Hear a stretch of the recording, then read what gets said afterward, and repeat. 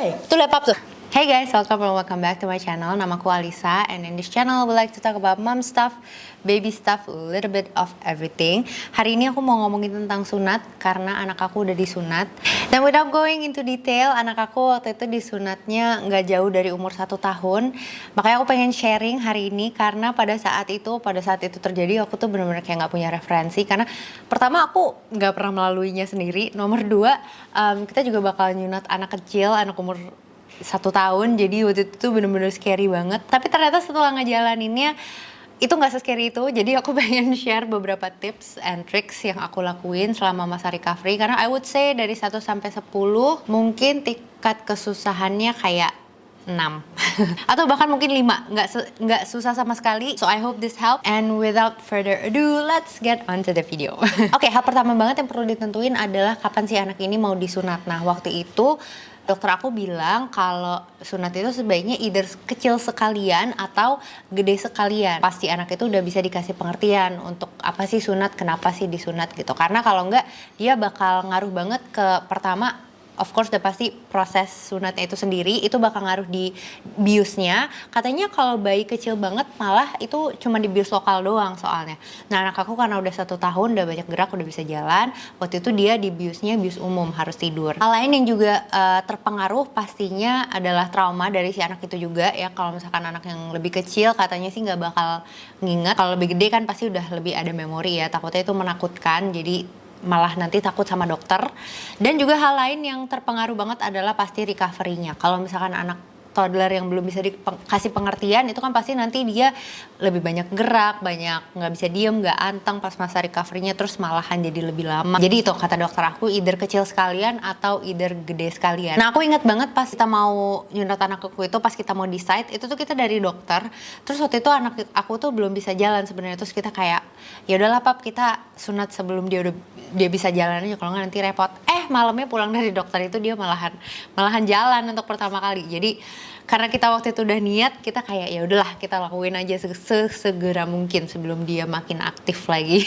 Nah, hal selanjutnya adalah yang aku juga perlu banget sampein adalah to have your second caretaker. Jadi cari satu partner kamu untuk 7 sampai 10 hari ke depan di masa recovery itu, karena itu tuh menurut aku penting banget. Aku sendiri setiap ganti diaper setiap malamnya, karena dia juga lebih cranky, lebih banyak bangun kan, itu tuh perlu banget orang kedua gitu. Karena pas ganti diaper apalagi, terutama karena perlu pengalihan kan. Jadi kalau aku waktu itu suami aku, tapi kalau misalkan kalian punya yang lain, misalkan suster atau neneknya atau kakeknya, siapapun yang benar-benar bisa sama kalian terus konstan 7-10 hari, have them with you, karena itu akan penting sekali. Nah, terus lanjut aku mau cerita gimana prosesnya, mungkin dari pre-operation dulu. Waktu itu sebelum operasi kita ada beberapa hal yang harus kita lakuin. Hal pertama yang harus kita lakuin itu adalah visit dokter anak dan visit dokter anestesi. Waktu dokter anak sih basically kayak cuma dicek ini anak udah oke atau belum, oke atau enggak untuk undergo operation, kayak visit seperti biasa ke dokter anak. Kalau untuk dokter anestesi itu basically untuk nentuin ini anak nanti mau di biusnya apa. Nanti aku bakal ngejelasin lebih lanjut soal si biusnya waktu aku masuk ke proses operasinya ya. Abis itu hal yang terakhir yang harus dilakuin adalah juga ambil darah dan ronsen paru-paru. Nah, itu sih basically katanya untuk ngecek apakah si anak ini mampu untuk terima anestesi yang nanti bakal mau dikasih gitu. Karena option anestesi itu ada dari pembuluh darah, ada dari uap, jadi juga paru-parunya sama darahnya harus diperiksa. Nah, setelah itu selesai, kita masuk ke proses operasinya. Waktu itu kita pakai metode konvensional, jadi nggak pakai clamp, nggak pakai laser, jadi benar-benar yang knife, I don't know.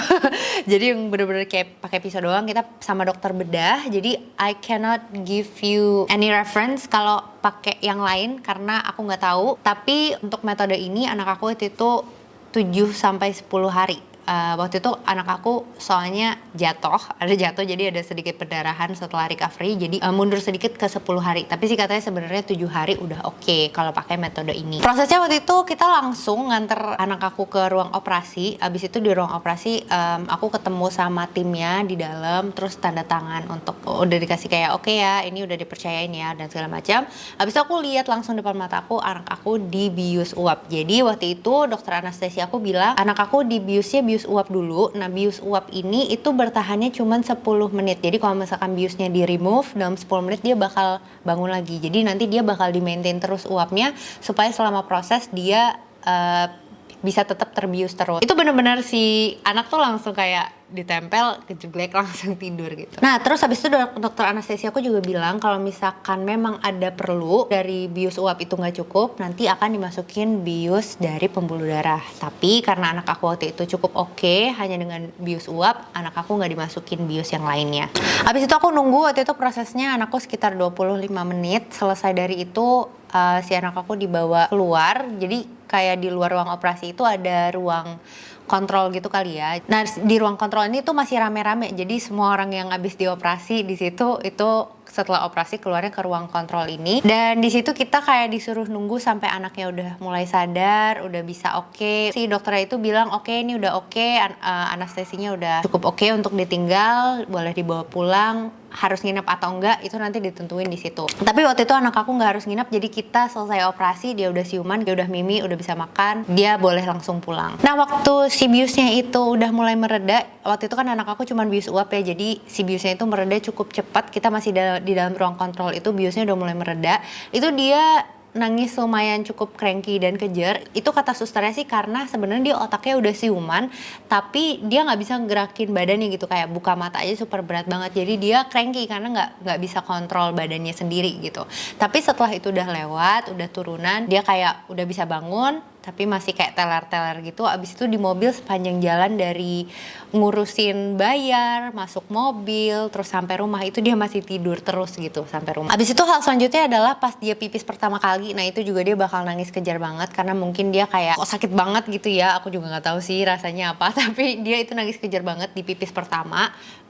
Tapi cukup oke, dia waktu itu anak aku cukup nggak meronta-ronta sih, cuma nangis kejar aja, kayak nangis kesakitan kan kita bisa bedain ya, nangis sakit sama nangis ngambek atau nangis apa gitu ya. Itu sih kayaknya waktu itu nangis sakit dan kayaknya waktu itu pipis pertama. Tapi setelah pipis pertama itu dia makin lama semakin terbiasa pipis, dan di hari kedua ketiga dia udah nggak nangis sama sekali pas pipis. Kayak saat anak aku recovery-nya waktu itu 7-10 hari karena ada kelebihan pendarahan, tapi 10 hari itu udah benar-benar sembuh banget, udah kering, udah pakai diaper yang normal, dan di hari ke-7 kita cek balik ke dokter. Nah, apa aja yang harus disiapin sebelum hari operasi, karena bahkan pulang dari operasi itu langsung dipakai. Yang pertama adalah diaper tape yang perekat, satu ukuran di atas ukuran anak kamu. Yang kedua adalah batok abis sunat. Nanti aku akan kasih lihat juga di dalam video ini. Terus ada tape M3 untuk ngerekatin si batok itu. Habis itu tempra untuk kalau misalkan dia demam, karena pas masa recovery-nya. Entertainment, kalau aku sih pribadi aku nggak limit screen time banget, tapi yang aku limit itu channelnya. Jadi dia cuman total boleh nonton satu channel doang. Our preference is super simple song, jadi dia boleh nonton, tapi ya harus satu channel itu doang. Tapi di lain itu of course kita juga nyiapin mainannya, bukunya, terus keberadaan kita juga. Abis itu bantal menyusui yang aku rekomendasiin banget itu My Breast Friend, karena My Breast Friend ini dia itu bener-bener kayak matras untuk si bayi. Ini tuh keras banget, kayak bener-bener kayak matras. Jadi si anaknya itu juga kerasa kayak di tempat tidur, dan dia bisa ngadep ke atas, jadi bener-bener nggak nempel gitu private area-nya. Habis itu baby cot, karena aku rekomendasiin untuk tidur terpisah, apalagi kalau kayak aku, soalnya aku co-sleep, aku satu kasur sama bayiku setiap hari. Tapi selama masa recovery ini aku pisahin dia, karena dia anaknya tidurnya tuh guling-guling. Jadi daripada kenapa-napa, aku selama recovery aku pisahin dia tidurnya. Dan juga alas ngompol, karena yaitu tadi karena dia pakai diaper yang satu size di atasnya dia, itu lumayan banyak kejadian ngompol selama recovery. Nah, terus apa aja yang harus disiapin secara hati dan mental, terutama untuk ibunya? Yang pertama adalah full time entertainment, karena ya again bukan cuman, apalagi kalau biasanya kita ngelimit screen time, terus pada masa pemulihan ini kita kayak memilih ya udahlah kita kasih screen time aja, itu pasti rasanya kayak aduh banyak banget kamu nontonnya, jadi siapin hati. Terus abis itu untuk kita sendiri juga, kayak kalau misalkan biasanya kita ada perginya sedikit, nah pada saatnya kita harus bener-bener selama dia wake window bangun tuh kita temenin main, makan, ganti diaper, kayak bener-bener balik ke pas masa bayi tapi dia udah haus interaksi gitu kan. Abis itu juga be ready untuk nurunin tekstur makan, karena aku definitely pada saat itu nurunin tekstur makan karena ya dia lebih males makan kan karena lagi recovery. Tapi aku turunin ke kayak bubur tim atau bubur waktu itu dan cukup oke masuknya. Lebih clingy, lebih rewel itu pastinya. Dia juga bakal banyak bangun di malam hari. Jadi again tadi find your partner, karena juga kamu bakal ngantuk gitu selama proses pemulihan ini karena malam-malam juga dia bakal lebih sering bangun. Terus kalau misalkan kamu di BF, dia juga aku notice lebih banyak nempel, lebih banyak di BF. Ya mungkin itu biological ya, karena kan si ASI-nya itu bakal lebih cepet ngebantu recovery-nya dia. Jadi mungkin dia emang secara natural dia pengen nempel terus, apalagi kalau lagi ngerasa sakit kan pasti dia pengen clingy terus ya, pengen mimit. Dan juga yang harus disiapin mental adalah untuk nggak mandiin atau cebok dia selama 1 minggu. Dia waktu itu aku termasuk yang aku nggak apa-apa dia kotor tapi mandi. Nah waktu itu harus 7 hari nggak dimandiin, nggak keramas. Jadi aku bener-bener kayak kayaknya sih dia biasa-biasa aja, tapi aku harus nyiapin mental banget waktu itu. Bahkan to the day pas lagi prosesnya pun aku kayak aduh ayo dong cepetan pengen mandiin. Malahan aku yang gatel. Oke, next aku bakal ngasih tahu setup aku untuk ganti diaper selama masa pemulihan dan juga tempat dia main. Oke, jadi untuk setup changingnya, jujur aku kehilangan footage-nya, tapi aku udah bikin replikanya yang 95% sama, bahkan 99%. Aku bakal walk you through it. Jadi di sini aku pakai boxnya dia yang dia udah nggak pakai karena kita sekarang co-sleep. Jadi boxnya dia cukup gede, jadi aku pakai ini. Nah di sini aku punya changing pad dari Skip Hop. Ini enak banget bahannya, soalnya kayak rubber gitu. Dia bisa langsung di wipe kalau misalkan ada pipis yang tumpah ke samping-sampingnya. Jadi aku fully recommend ini banget. Oh ya, terus di bawah si changing potnya ini aku juga pakai kayak rubber taplak gitu ya. Aku pakai yang dari Sugar Baby.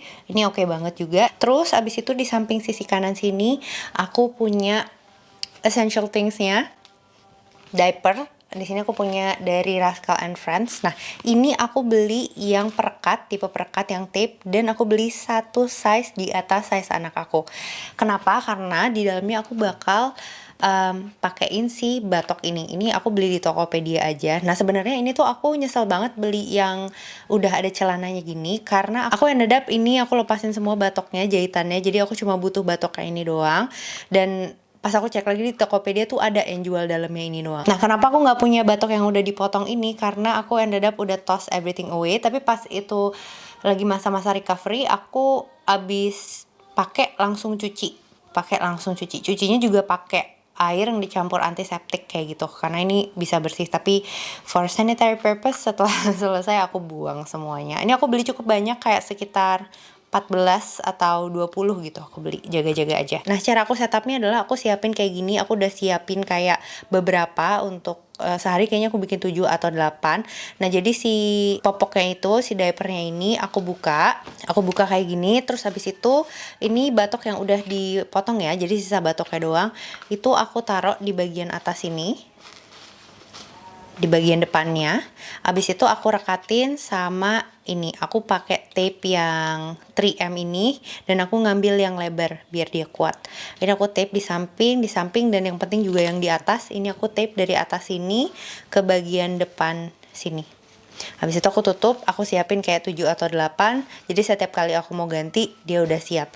Terus di sini aku juga punya kasa in case aja. Terus abis itu di sini aku taruh kapas ganti, dan juga ada tisu basah in case aku perlu. Dan aku siapin di sini anduk buat setiap kali abis aku wipe pakai kapas, aku keringin lagi pakai anduk, aku ganti setiap kalinya. Jadi aku pakai anduk kecil gini aja.